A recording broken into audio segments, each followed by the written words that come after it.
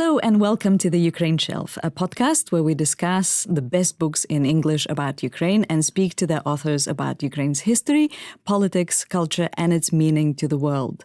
The podcast is a collaboration between the Ukrainian Institute London, University College London European Institute, and the UCL School of Slavonic and East European Studies, and it is supported by the British Academy.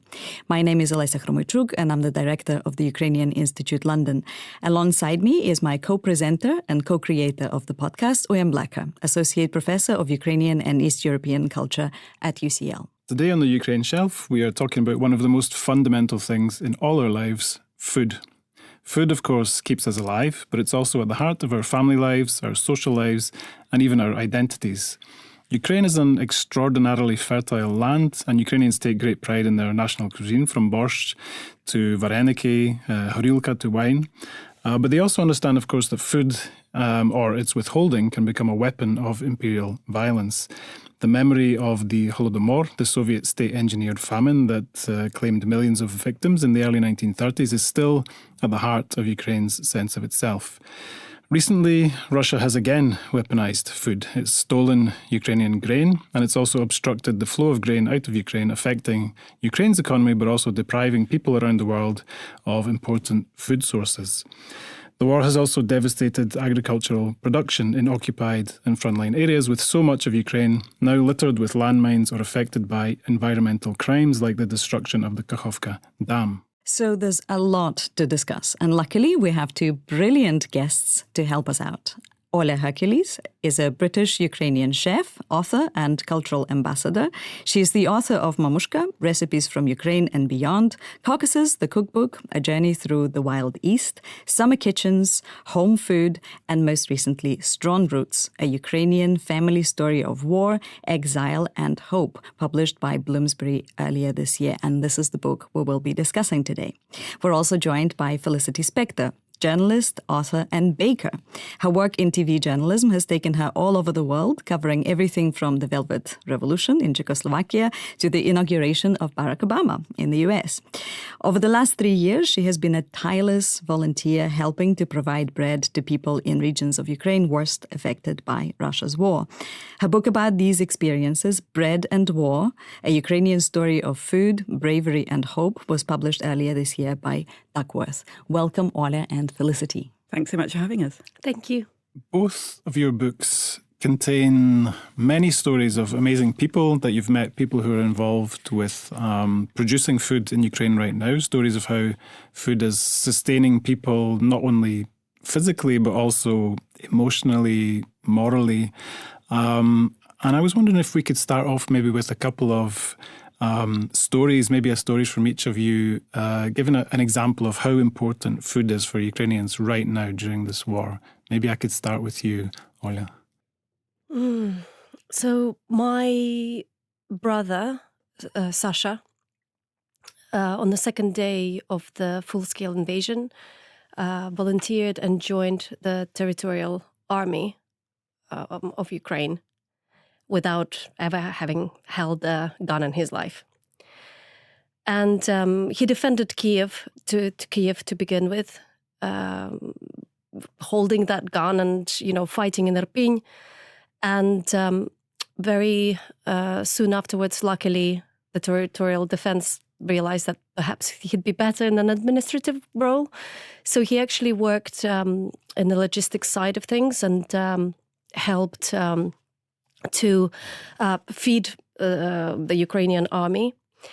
And to me, it was an incredible discovery in a way, and I'm almost ashamed that I didn't know this. So I'm originally from the south of Kherson, and I did not realize that Kherson was not only responsible for feeding people in Ukraine, but also, as you mentioned before, people all over the world, especially in Africa and other continents, provided, feeding about 400,000 people. And Sasha told me that once Kherson was occupied by Russia, a lot of that food wasn't available anymore. And there's one story that he told me in June 2022. He said, Olu, I can get asparagus from Western Ukraine, but I cannot get some very basic things to make borscht for the troops.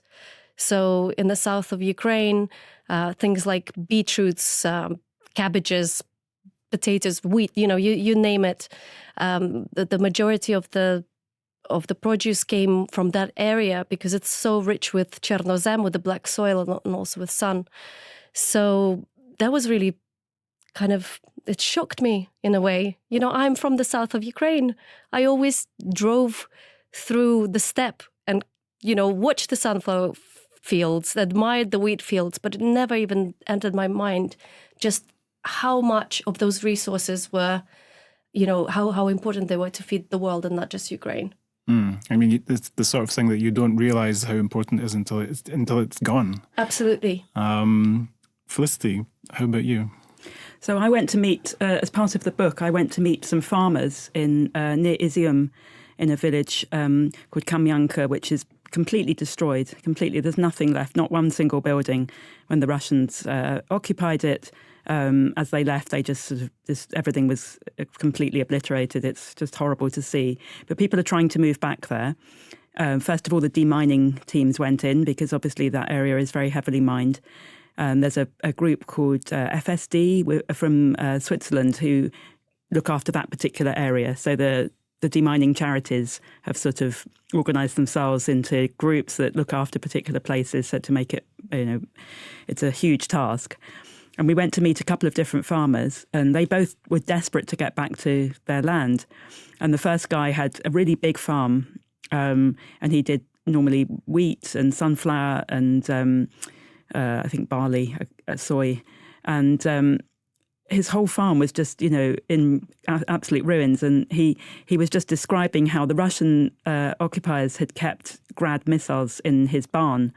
And the Ukrainians had blown up this barn. He was quite proud of the fact that he'd found bits of his barn sort of, hundreds of yards away, because he was pleased that they'd got rid of this Russian arms sort of facility.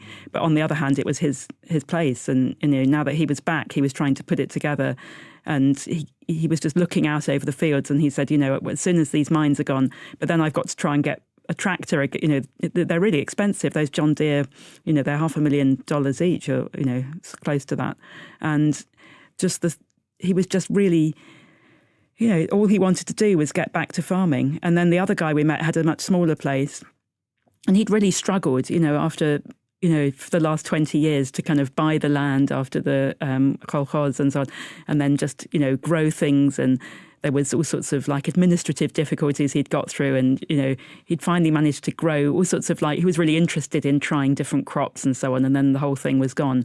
And he'd tried to remove mines himself with a rake at one point because he was just really desperate to get back to growing food. And we went to see the house. They couldn't live there still; it was still being built. But he was using these missile boxes from these Russian Grads as a roof for the barn. And he said, I hate these bloody things, but at least I can, the wood will come in handy. Because no one's really helping them. There's no UN, whatever.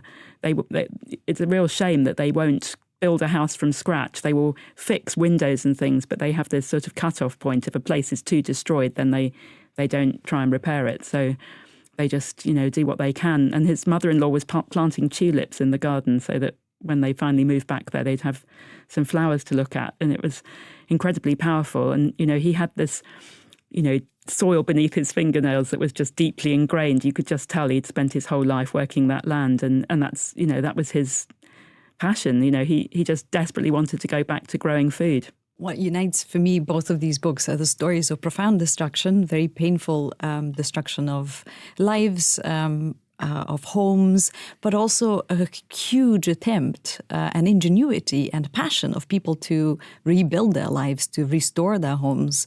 And Olia, your book is, to me, an attempt to sort of restore the history of your family.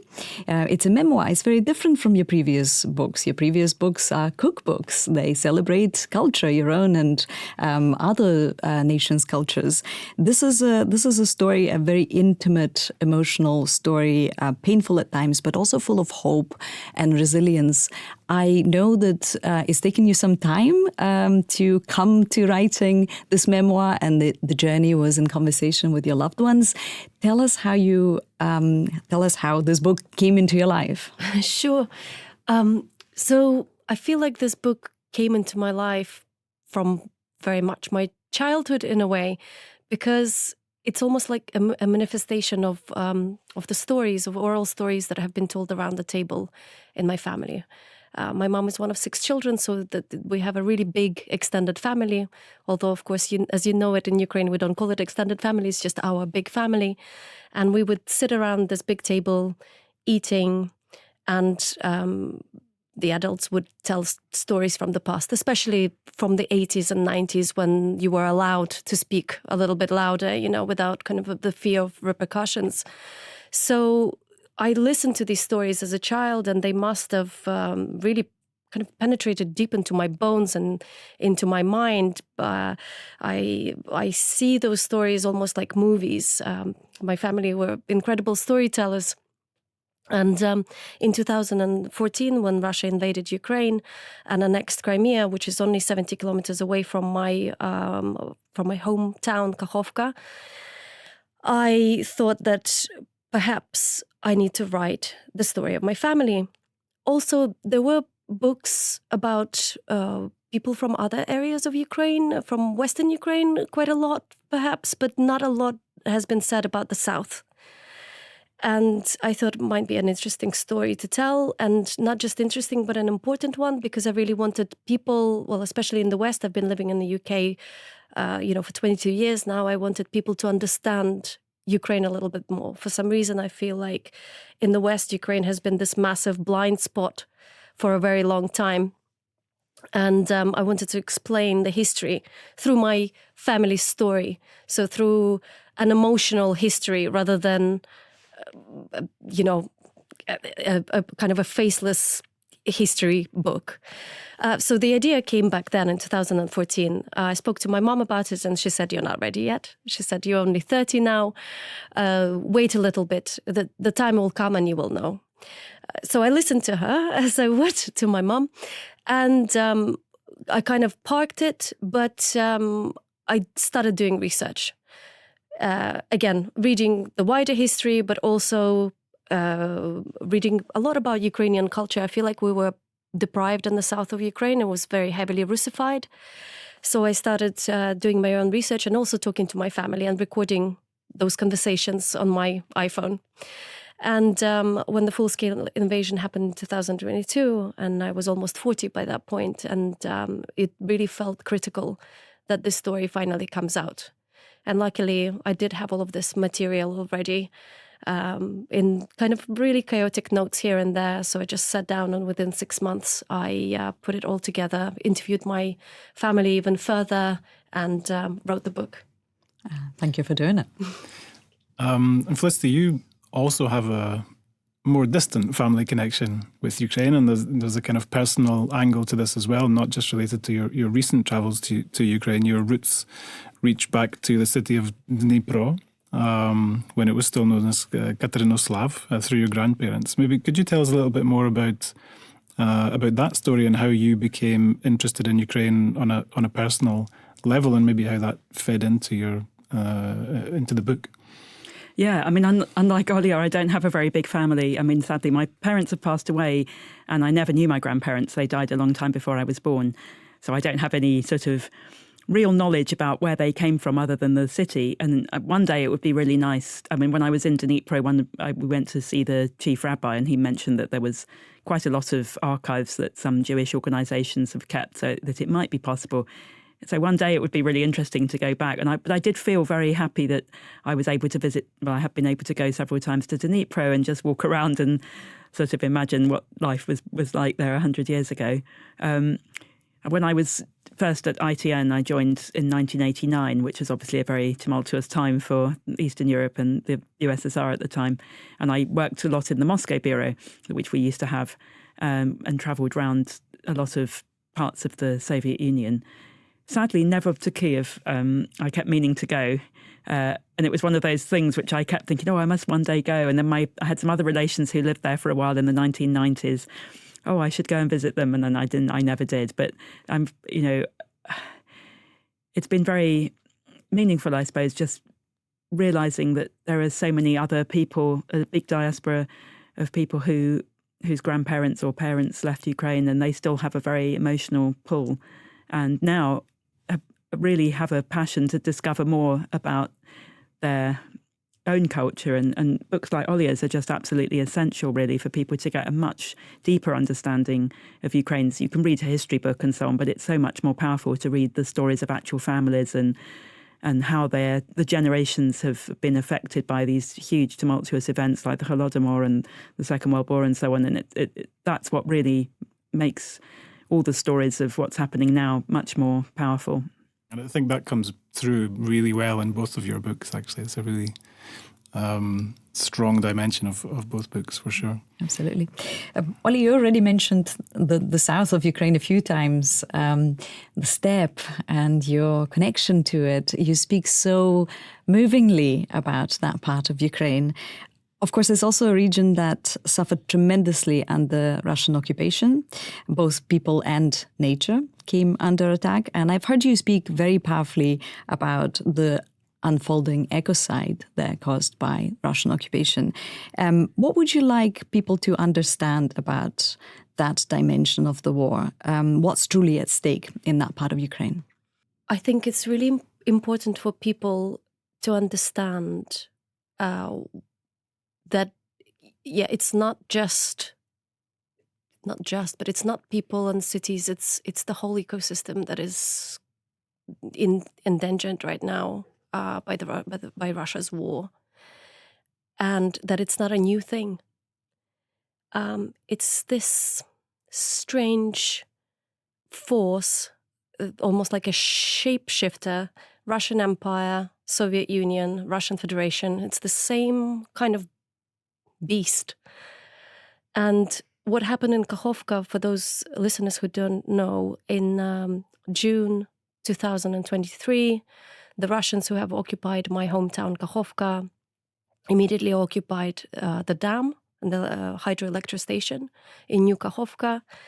And in June 2023, they blew it up.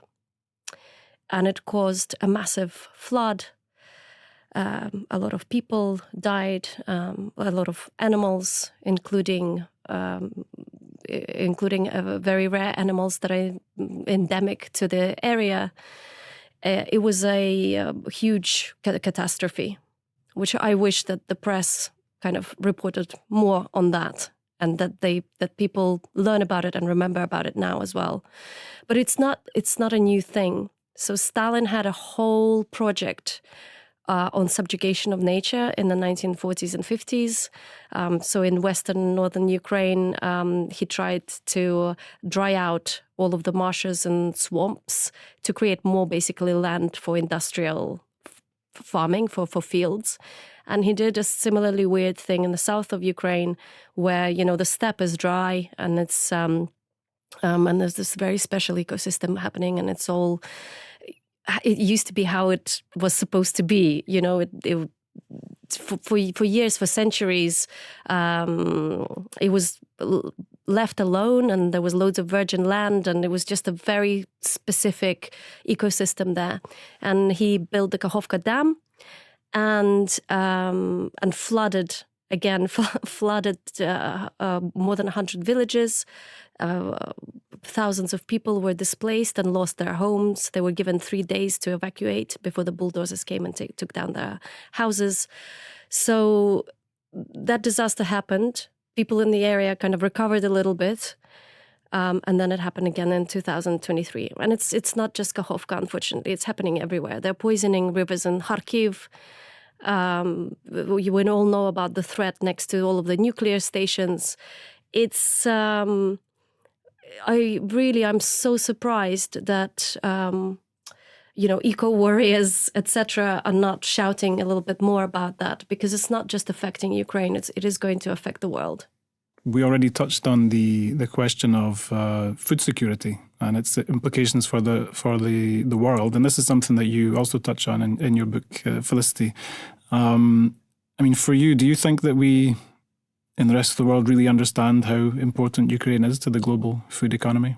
I mean, it's really difficult because I work for a TV news station, and we have a team now in Ukraine, but we're not a very big organisation. We don't often have the money to send a correspondent and crew and so on to Ukraine. And even when, other days they just report on attacks and like how many drones and so on and all this kind of stuff, which is important to say, but it doesn't reveal that side of the story at all. And I know that some correspondents have gone and really interestingly looked at what's happening in Zaporizhia and in the parts of Kherson, that you can get to see what's happening. And I remember I was in Odessa when the Kakhovka Dam was blown up, and I remember seeing all this stuff floating. You could see all the way in Odessa, bits of furniture and bits of tree and clumps of stuff, and the sea looked all dark and horrible, brown and so on. And it was amazing how quickly it actually restored itself and went back to being clean water again. And I think nature is quite sort of resilient, isn't it? And that's if it's left to get on with its own re-emergence. And I think that the problem is that because there's no campaign group shouting about the fact that this terrible ecological disaster was caused by Russia and they're continuing to do it, then that the attention just isn't there. And we try our best to try and bring attention back to it, but it's not something which. It takes a lot of time and resources, I think, to investigate things like that and to do, a deep and proper report into exactly what the consequences of that is. And you can see in the ports along the Danube, places like Ismail, which are bombed a lot, with these drone attacks because Russia wants to disrupt any attempts to restore, the exports of grain. But it is happening. It's amazing that it's still happening, and I don't think exports are damaged as much, anything like as much as you'd think, given the fact that the grain agreement was abandoned by Russia. The boats, you can see, there's not that many ships, but there are still ships coming and going from Odessa port and along the Danube. So they're doing remarkably considering the challenges. I think one of the things that, speaking about the difficulty of communicating these things to the outside world, it's one of the things that your books do really well, is speaking about these big questions, but through the kind of small stories on the ground that we already touched on, stories of ordinary people, which can sometimes be kind of obscured, but people can, audiences can really connect with on a personal level. And one of the things in your book, Felicity, that you focus on in that sense is the importance of bread in the kind of fabric of everyday life in Ukraine. You describe lots of different kinds of bread that are made in Ukraine, for different occasions, everything from weddings to funerals and all kinds of things in between. Can you tell us about what you learned about Ukrainian specific relationship with bread? And also, which is your personal favourite? So it's always quite a joy for me to explore all this kind of the side of. I'm a big bread lover. I mean, you can probably tell. I really enjoy seeing like the creation of, especially, it's so simple. There's just a few ingredients. You don't need anything special. Just flour and water, salt, and a bit of thyme. And then you've got a loaf of bread, and it's it always amazes me how that happens. The sort of process. But also, I remember going.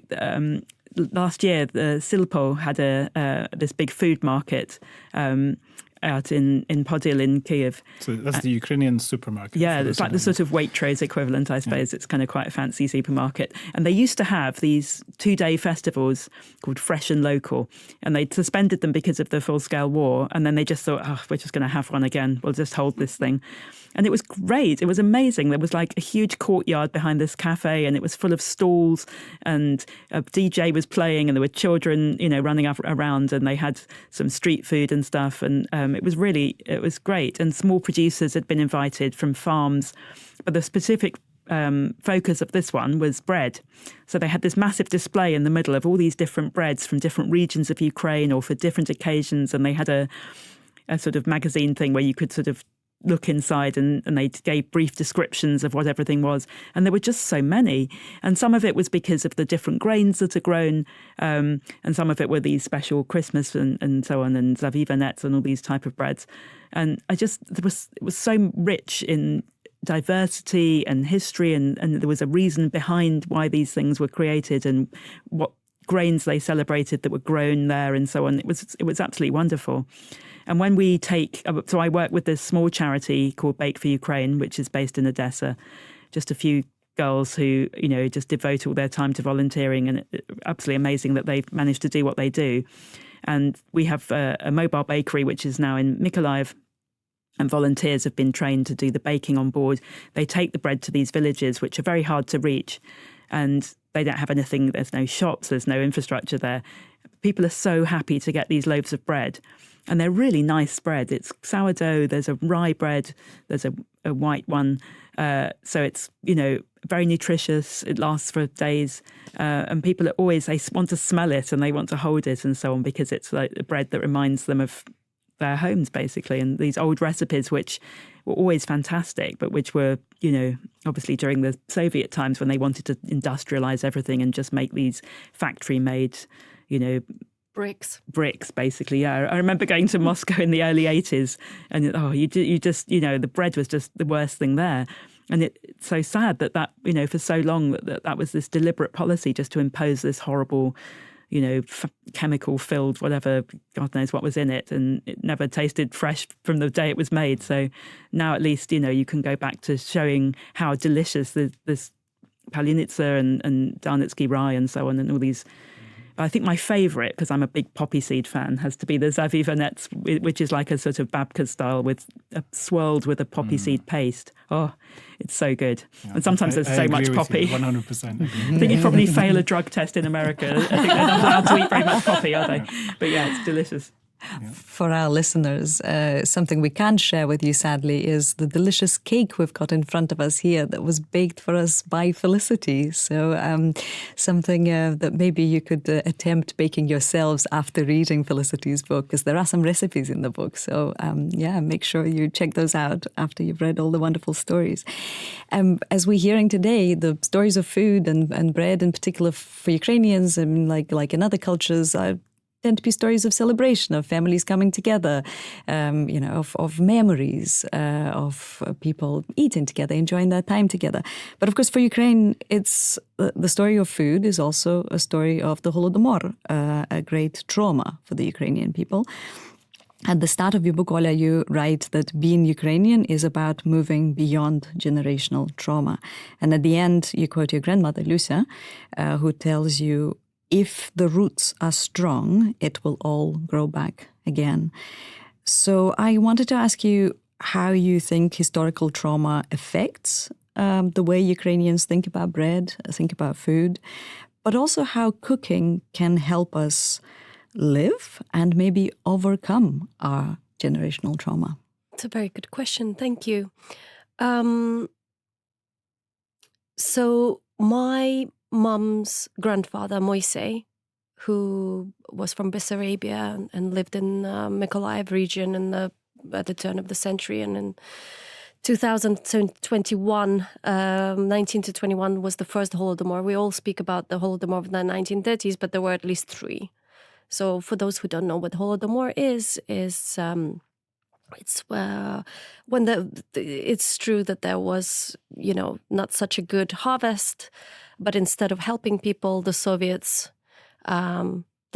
went in and took away all of the grain stored and even bread, anything that people had, sold it abroad or to other Soviet republics in the West at dumping prices, and caused people to starve en masse. The most people died in the 1930s, but it was really tough in the 1920s and also 1947 post Second World War. And my grandmother was literally was born at the tail end of the first Holodomor in 1921. Her father Moisey was a farmer.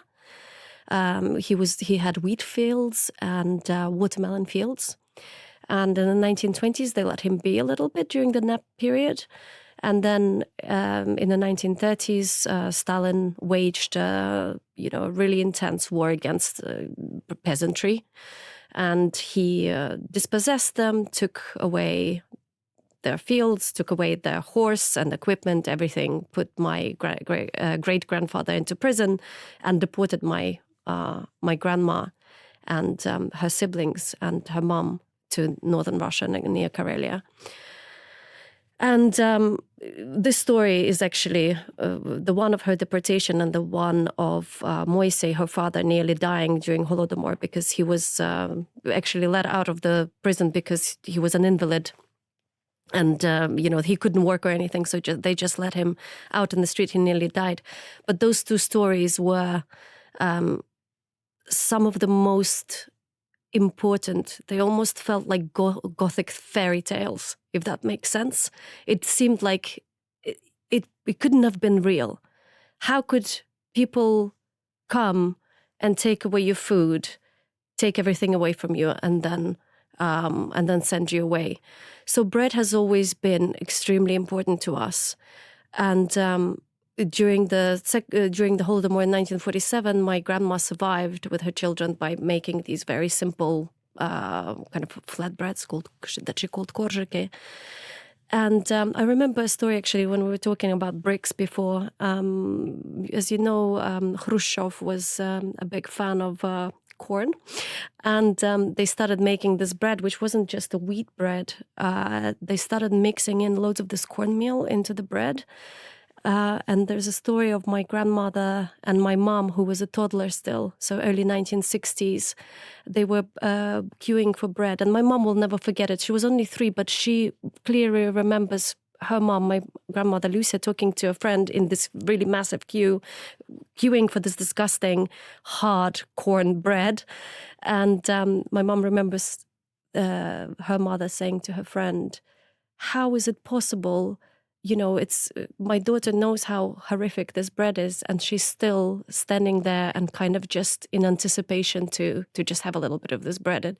It's in our DNA. And, to going back to your question, how do we process this intergenerational trauma? It's literally within our bodies. I've heard an expression saying that, worrying is a Ukrainian pastime. And they're literally, it's true, and there is a reason for this anxiety. We have just realized recently that not one generation of my family has escaped dispossession, deportation, multiple deportations in some cases, or war. Every single generation of my family has experienced that. So of course it's going to seep in really, really deeply. And in terms of healing, cooking has always been incredibly important for my family. We all cooked, and not just women, also men. It was never, at least for us, it was never a thing that women just did in the kitchen. It was just a really important skill that was, promoted. My dad insisted that I cooked as a teenager, even though I burnt everything. And it wasn't, a thing of like, oh, you have to be a woman and cook in the kitchen. He just always said that it was such an important skill. And since the war, the full-scale invasion happened in 2022, at first I could not just cook, I couldn't eat. And chopping a cabbage with just or baking bread, which I normally really love and find therapeutic during my kind of milder depression episodes, I couldn't do it. It just made me cry. That connection to my family and to Ukraine it's so linked to the act of cooking and the act of eating and especially feeding that I just couldn't do it. But bit by bit, I did get back to it with a little bit of kind of self-care, as we call it now, and a little bit of self-nurturing. I started cooking again, and so I feel like I've lost my superpower briefly, but I've got it back now, and it really does help, especially doing something to do with bread.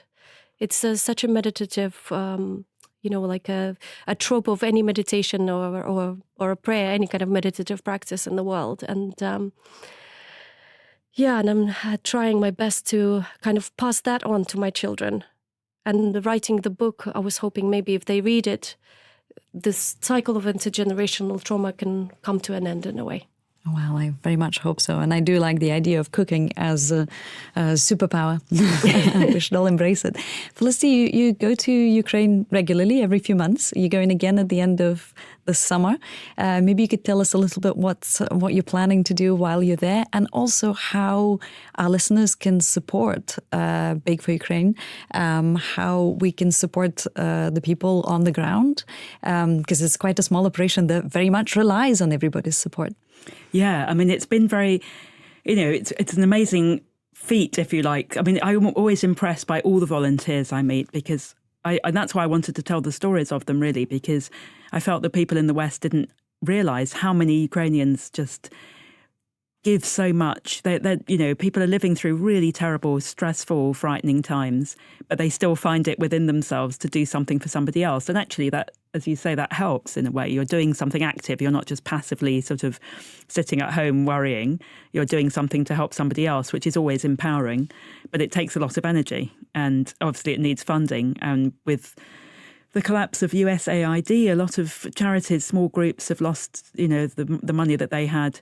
And so it's even more of a struggle now to keep going. So, yeah, we are always looking for ways to keep funding coming in because all of this stuff costs, you have to pay for ingredients, you have to pay for fuel, for electricity. Generator fuel costs a lot. And that's, a lot of places now running on generators because of the destruction of electricity supplies. So all of that, we have to just keep that going. So Bake for Ukraine has a website. People can donate through that. And some of the other projects that we support, like a wonderful bakery in Kyiv called Good Bread. They are an incredible, I travel with them quite a lot. Amazing people. They work with mentally disabled people who are trained as bakers and make bread and cakes and all sorts of things. And then they deliver a lot of it to the east of Ukraine, to very hard to reach places again. And they also do hot food for people in Kyiv who are homeless or who are displaced and don't have anything. So they do a lot of good work, and they also are really hoping for, to keep that going with donations, because it's, it's hard enough living your own life, and all these attacks at night, just having that disrupted sleep, and it's really difficult to kind of then just get yourself going in the morning. But I know how motivated people are.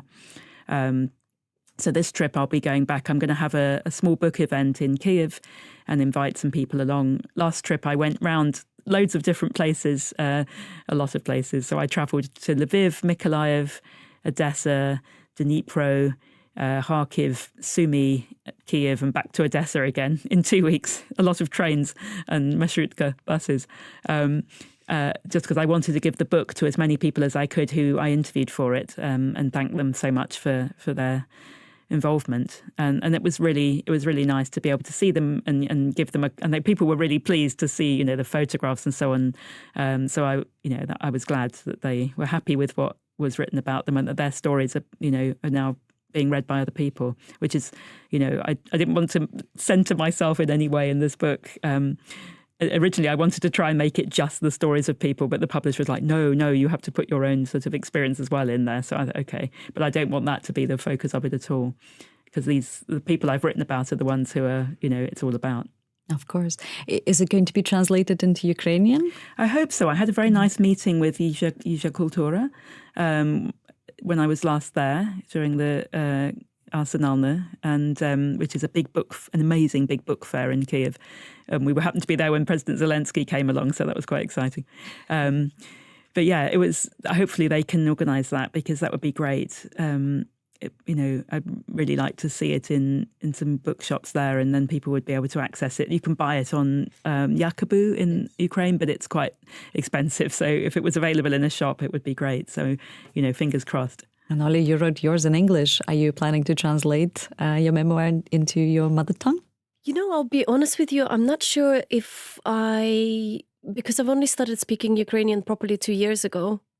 I'm from the south of Ukraine, which, as I mentioned before, was heavily Russified. And I've been making attempts since 2014 and didn't manage, actually. I can speak quite fluently now, but I'm not sure if I'm skilled enough to translate it. However, I think that I could definitely assist in the editing of the Ukrainian translation. Because if you think about it, some of the conversations have been translated from Ukrainian into English, and then for them to be translated back into Ukrainian, you really need to have the insider kind of knowledge of how did they really say it in Ukrainian. Absolutely, and in that specific regional dialect. Yeah, exactly. For sure. Just to reassure our listeners, we will add those recommendations of how to support Bake for Ukraine and perhaps some recommendations from Olia as well for charities that you can support in the description of our podcast. And now on to another set of recommendations, literary recommendations that we ask all of our guests to share with our listeners. What are the books that you would recommend we add to our Ukraine shelf? In addition to your own books, of course. During the writing of my memoir, Strong Roots, I wanted to correct something.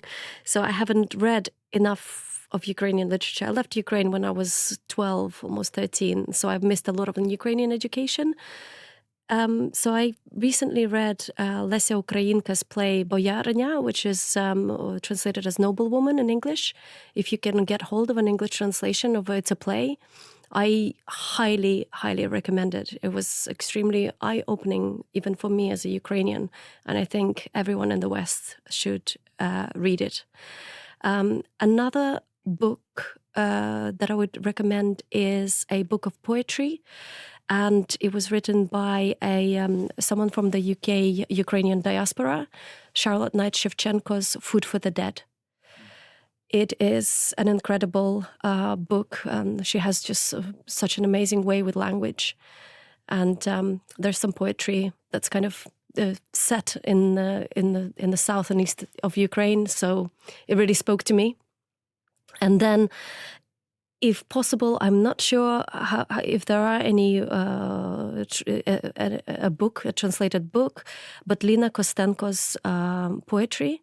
So Lina Kostenko is one of the greatest Ukrainian poets. She's 95 now and still going strong. She used to be a part of the 60ers as well, so she was an activist and a dissident. And her work, just thinking about it, it puts kind of like my hairs on end. So if you can find some of her poetry, even if it's just online, I think there are definitely English translations online. You should check it out. Oh, there are some translations by William. Indeed, there are some poems translated by William, and you can find them, I believe. Yeah, if you look on the website of Words Without Borders, I translated a few of her poems about Chernobyl, actually, so connected to our conversations about the environment and so on. But there are, here and there, you can find some translations. But yeah, no books as far as I'm aware. It's a big oversight. Publishers, listen up and get on it. Lina Kostenko, definitely. Yeah. And in terms of Lesia Ukrainka, I'm not sure about Boyarinya, about the Noblewoman, but there certainly are new translations of her work coming out with Harvard Ukrainian Library. Cassandra is one of the big ones that came out, and we've talked about that already on the podcast. So listeners can find Lesia Ukrainka's work in translation, for sure. Felicity, how about your recommendations? So one of the books that I found incredibly powerful was Alexander Miched, The Language of War.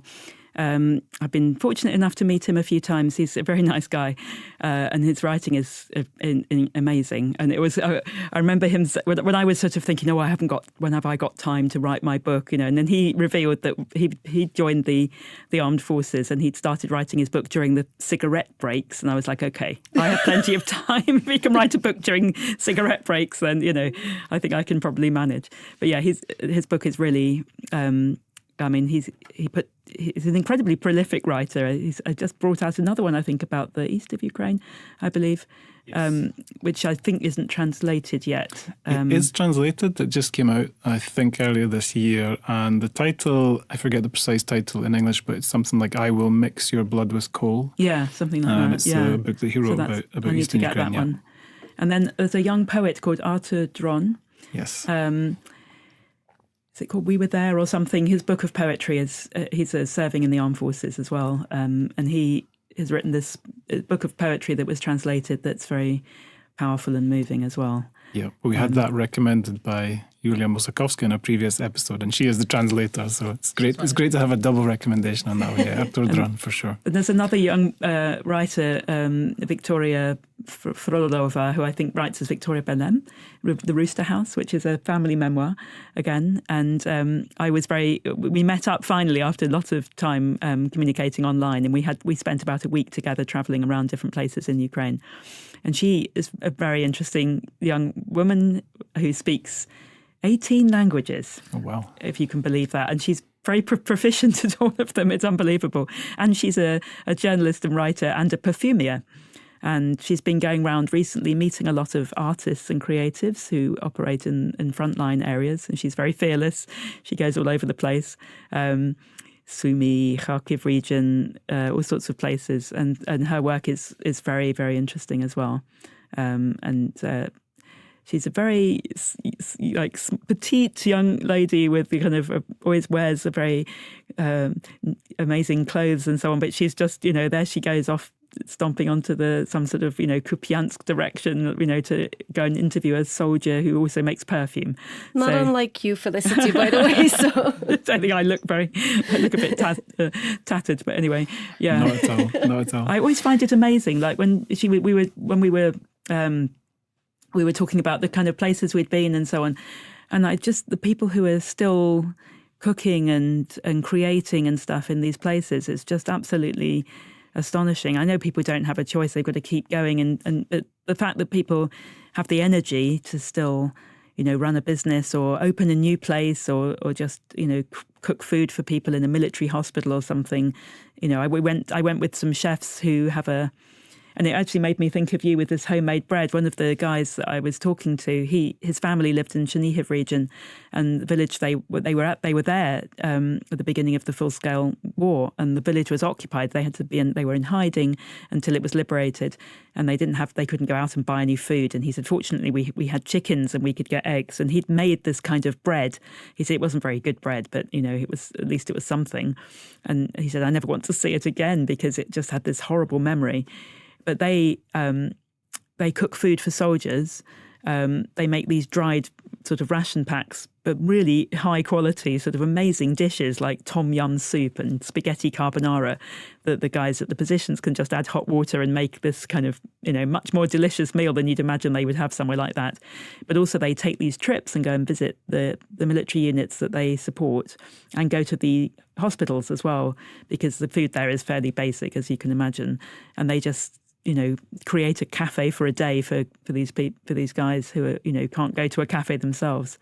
But just the thought that, people have that, idea and then make it happen and drive in a van filled with equipment and all the ingredients they need and pots and pans and, a sous vide machine to create, some sort of chicken, cooked a la minute or something. I mean, it's absolutely amazing. And they just go off and do it in sort of Borova or somewhere like that in the Kharkiv region, which is very, dangerous area. But they just think, no, we're going to do this because think of the guys who are living like that every day and we just want to do something for them. And this is what our skill is. So this is what we can do for them. And it's another way to practice resistance. Exactly. Absolutely. Yeah, so many amazing stories of food and hope and resistance and resilience and all these things. And you really do, both of you do justice to those stories and those people in your books.